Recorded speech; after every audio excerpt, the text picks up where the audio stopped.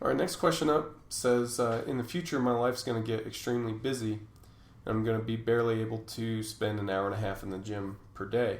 And I'm wondering if the workouts can be split from 4 longer sessions to 5 or 6 shorter sessions, and if so, how should I go about doing this?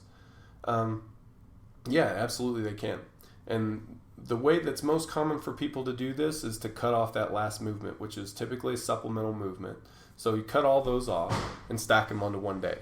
So 4 of your training sessions will only have 2 movements, but they'll be heavier, more primary movements, more taxing movements.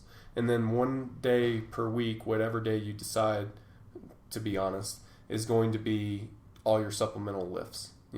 So they're lighter, they're typically higher in volume. You can get through them a little bit quicker. You can even superset them and get through them even faster. So there's an idea, and that's what I see done most commonly for people in your situation. And I think it works pretty well. In terms of what day should you place that supplemental work, that's hard to say, and it depends on your weekly schedule, to be honest. So those main movements, those higher importance movements, we want to make sure that you're well rested and able to perform well for those movements. So you don't want to put your supplemental day on a day that's going to compromise that work.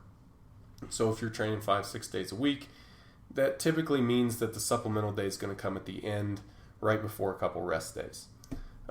That's usually what I see, but depends on how your actual individual schedule breaks out. That'll depend on how exactly you decide to do it. But the idea is to be as rested as possible for those higher priority sessions. And then kind of a follow-up to that says, would it be possible to run the program, excuse me, would it be possible to run the program Wednesday, Thursday, Saturday, Sunday? That way I can get full workouts in on the weekends. Yeah, you can do that as well. Either way, whichever works best for you.